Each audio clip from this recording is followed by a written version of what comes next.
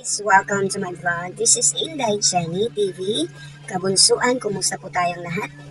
Naway nasa mabuting kalagayan tayo at may mabuting pangangatawan. At naway nakaboto na po tayo sa ating kanilang presinto. Sana po maayos po ang ating pagboto, no? At sana inilagay niyo po ang karapat-dapat sa pwesto. Anyway, for today's video po ay mag-update po tayo sa ticket ngayon pong darating na meet and greet. Ticket, no, sa darating po na meet and greet this coming December 10. Nakausap ko na po si Tatay Jet kanina pong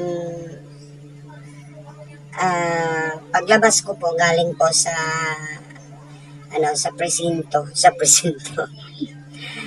Galing po ako bumoto, no. Nakausap ko po siya. Confirm po na wala daw pong Tigwa 1.5 na ticket. 2,000 daw po ang last. So, ang mangyayari po dito is, syempre, lahat ng mga panalo po sa ating palaro is Tigwa 1.5 po ang ticket, di ba? Yun yung unang announcement nila na pricing po sa mga tickets. So doon tayo sa kinahulihan, inano natin yung huli.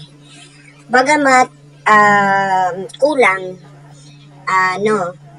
pa ng Tigwa 500 yung mga nanalo, pero may good news po ako sa inyo po. Oo, may good news po ako para sa mga nanalo sa palaro ko po, nanalo ng ticket na until now nag-iisip po papaano nila dadagdagan at papaano nila kukunin yung 500, pang dagdag ng 500 sa kanilang ticket para lang makapunta sa meet and greet ni Bunso. Now, nakausap ko din po ang sponsor ng ticket and it's good news, siya na daw po ang magdadagdag sa Tigwa 500 na iniisip po ng mga nanay ngayon hanggang sa ngayon, no. So, ito po ay napakasayang balita. Masayang balita po galing po sa ating sponsor na very generous sponsor po na ayaw pong magpabanggit. Okay, so meaning, lahat ng mga nanalo po sa ating palaro is wala na pong babayaran po sa ticket kasi siya na po ang mag-shoulder po sa lahat. Okay? Sa ticket lang, ha? Sa ticket lang doon sa event.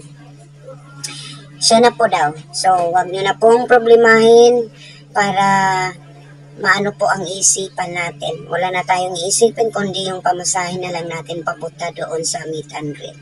Okay ba tayo dyan?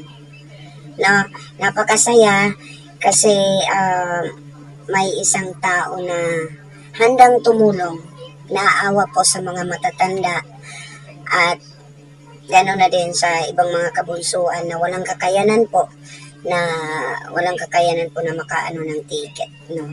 At isa pa pong announcement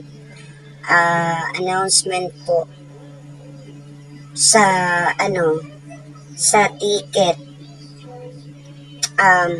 Bale, pag matanggap ko po yung additional na yung idadagdag ng sponsor to make it para i-complete natin yung 2,000 ng bawat nanalo, isisan ko agad-agad kay Tatay Jet. Pero, ang sinabi ni Tatay Jet, once mag-send daw ako, wala pa po siyang ibibigay na QR code after ko po ma-send ang payment sa kanyang GCash number. Pero, ang QR code is to be followed siya. Before the event, ipo-forward yan sa amin ni Tatay Jet. Don't worry, baka mag-question po kayo, nagbayad na ako or na-submit na ni Inday yung yung payment, bakit wala pa tayong QR code? Hindi pa po maibibigay ang QR code after you send that payment. Ang QR code, ipo-forward po ni Tatay Jet. Palapit na ang main event. Parang same din sa para din para protektahan din. 'Di ba? I don't know. Basta ganun lang yun yung naiisip ko ba. So, before the event, i-send po ang QR code ni Tatay Jet sa akin. Of course, i-send ko din po sa inyo. Okay? Ticket. Ang pinakahuli pong is 2,000. At ito pa po, i-aano ko po sa lahat na yung GCash number ni Tatay na, di ba may GCash number si Tatay na last 00 yung nawala. Sabi ni Tatay, nakita ko na ang SIM card. Oo. Parang in-insert niya ata sa kabilang phone. Yun ang sabi ni Tatay. So meaning to say, yung GCash number na last 3000 is pwede nang masendan ang GCash number na may last 3 digit na 000 ng inyong payment. Okay? Again, yung SIM card na nawawala is nakita na po. Sabi ni Tatay, in-insert niya daw doon sa kabilang phone. So, wala na po tayong dapat ipag-alala kung ang GCash number po na nasa sa inyo is last 3 digit is yung 000. Okay na daw po iyan. Pwede na daw po masendan ninyo ng inyong mga payment. So, that's all po. Ayan lang po yung update natin.